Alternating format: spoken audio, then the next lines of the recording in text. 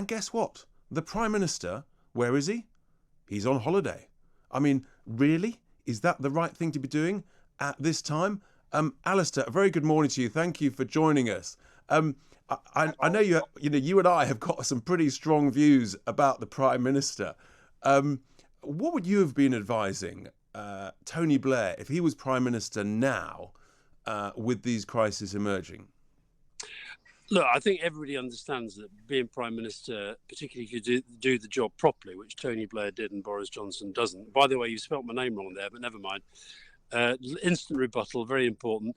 But you need a break every now and again. But the fact is that in this case, there are so many, you've mentioned 2 or 3 of them. There are so many massive issues at the moment that I think require really full and focused attention of the Prime Minister and the Cabinet.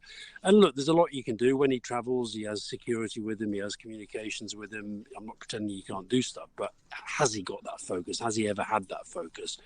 And I think, if people have been watching the Blair Brown documentary series recently, the one thing that those guys and all of us did when there was a big situation on, whether it was Northern Ireland, whether it was the fuel protest that we had, you absolutely have to focus. And I just think the guy's trolling the nation, nipping off to Marbella. He's trolling us. He's basically saying, look, I'm the Prime Minister, I'll do what the hell I want. You lot, you plebs, get up with it. Well, he certainly does that. He does always seem to do exactly what Boris wants, regardless.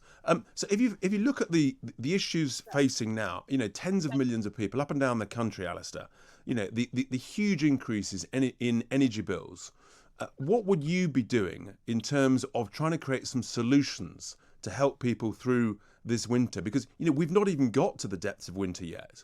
And yet people are seeing huge increases landing on their doormats day by day, week by week. Well, look, I think there is a real problem with this government, and I'm sure we'll come round to talking to what you and I usually talk about, which is what a disaster Brexit is. We're not going there. We're beyond that, Alastair. I want your solutions. Come on. No, because it's a big part of it. And I think that what we've got in our country now, in our politics, especially with the government, but to some extent with Labour, is a kind of denialism about some of the problems.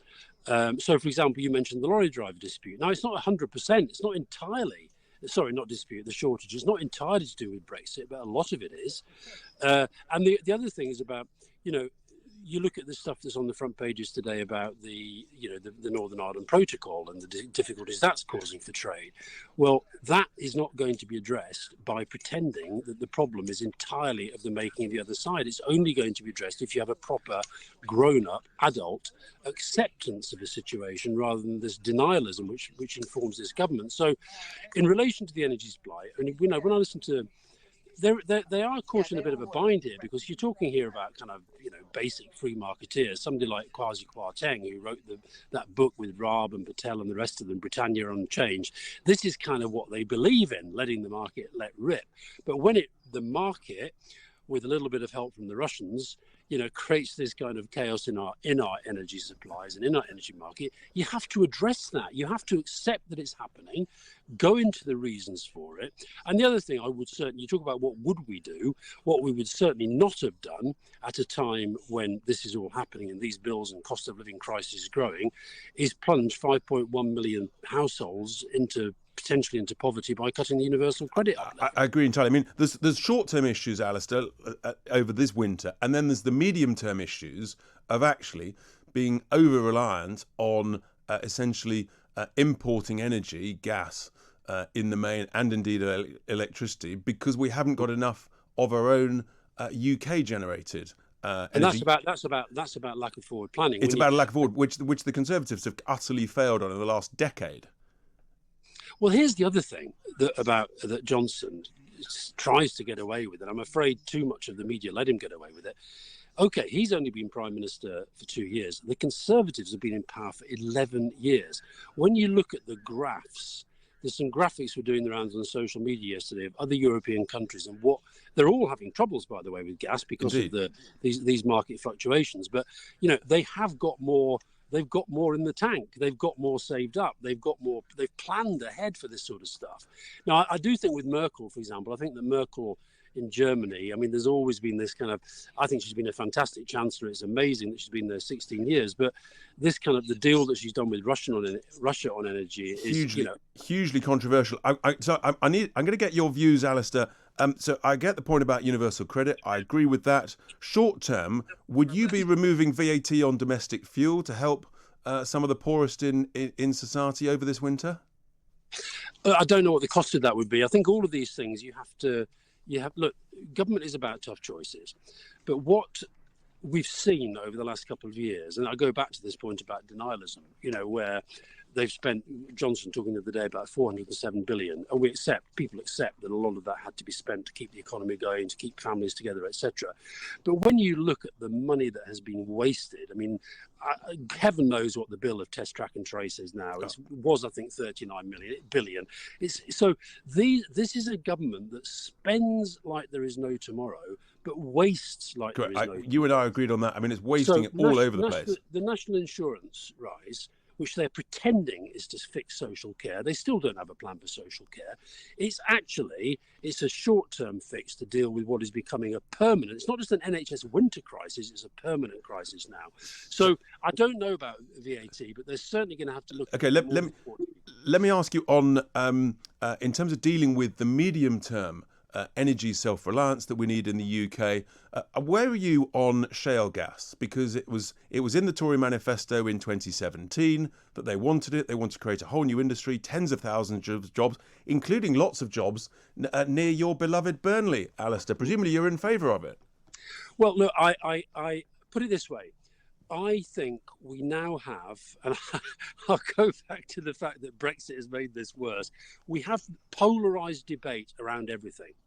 Now, the truth is, as to what the long-term environmental consequences are, I don't 100% know. I know what some people say, I know what other people say. However, I think the idea of just shutting down the debate on whether it might be a way, we're going to have to find new ways of supplying energy. We're going to have to find now, and it's great. I mean, I'm down in Hampshire at the moment. Actually, we've just been out on a walk, and I've seen this big kind of solar, and you look at it and you think, great, that's great, and you think, wind, fantastic. So renewables are the future for sure. But meanwhile, we've got a short-term and a medium and a long-term problems to address. And I just think it's crazy to say, under no circumstances will we look at the idea of exploring new ways, including shale gas. Exactly, because actually as a nation, what you need is a diverse range of technologies and energy sources, so you're not overexposed. Because, of course, the sun doesn't always shine and the wind doesn't always blow, as we've seen. But eventually, if we're not careful, I mean, it's come to something when the Sunday Express, which is, clearly a newspaper on drugs most of the time, and they have these ridiculous front page headlines every day about how marvellous Boris is. And today the front page headline is, Boris vows to keep us warm during winter. Is that what we're reduced to now? Is that the big goal of government, is to keep people warm? It certainly proves that a decade of failure of Tory policy. So it sounds like you're open-minded about shale gas. I think we should be doing it. I think it's really important. I think it'll be a massive job creator. As I understand, the union GMB are pro it, and it would create huge, huge new numbers of jobs. And there are new technologies for doing it as well, for extracting it. Listen, there are it is absolutely right to care about the future of the planet. It's absolutely right to care about the environmental impact locally and, if you like, globally. Absolutely right. But at the same time, we're just in this world now where if anybody suggests anything that feels like it might be against their worldview, like, who's behind it? Now, okay, I don't like a lot of the people who might be behind it. It might all be kind of, big private equity and all that stuff. But I want to know what people who have spent their life researching this stuff, dedicated genuinely to finding out the effects, I really want to know what they think, and I want to know whether actually, because then you can do the risk-benefit analysis. Exactly. You can have a proper debate about it. Yeah.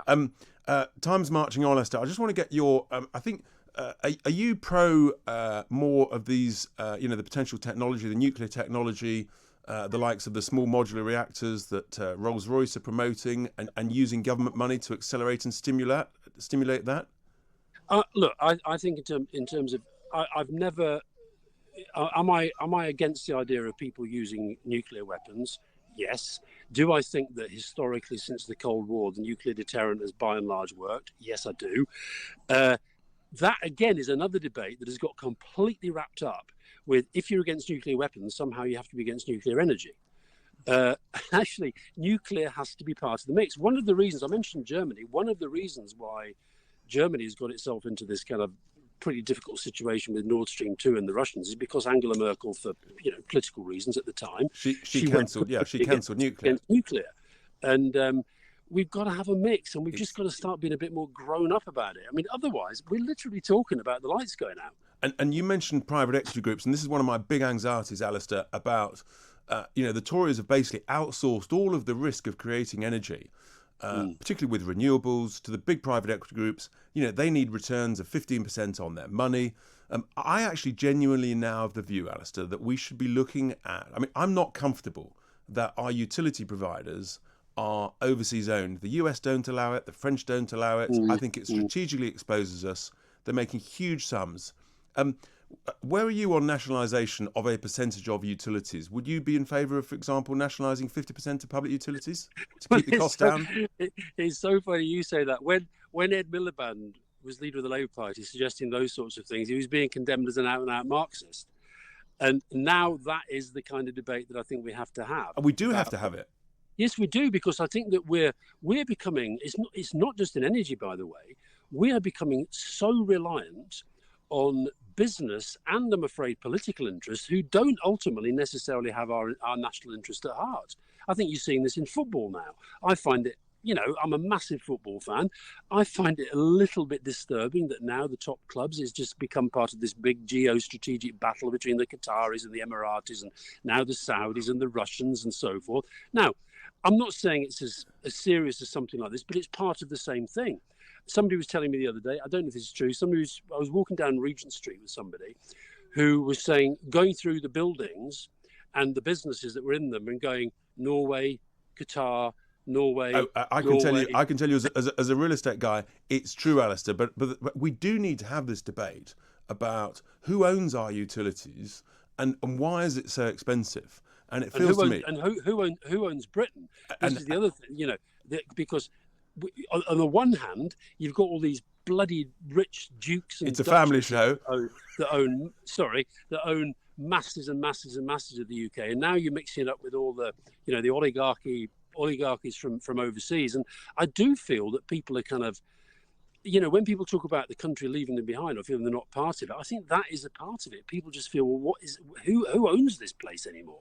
And I think it's a really key question. I actually think that a percentage of our public utilities to keep the cost down should be nationalised, so you get the benefit of a win-win where you get private sector management, UK pension fund ownership, and a percentage of national ownership. And then I think you can literally get the best of all worlds. I'm really concerned, Alastair, about strategic industries, particularly in defence, aerospace, engineering, being bought up by overseas private equity groups that then essentially break them up, asset strip, and sell them down the river.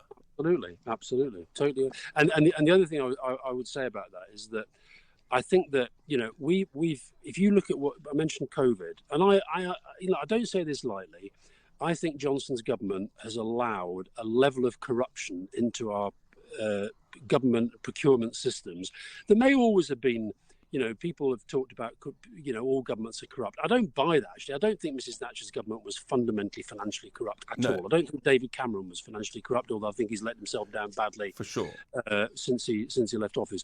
But I actually think with this situation where, there are now so many examples of what if it was happening in Bosnia or Botswana or Greece or Ghana, we'd say it was corruption.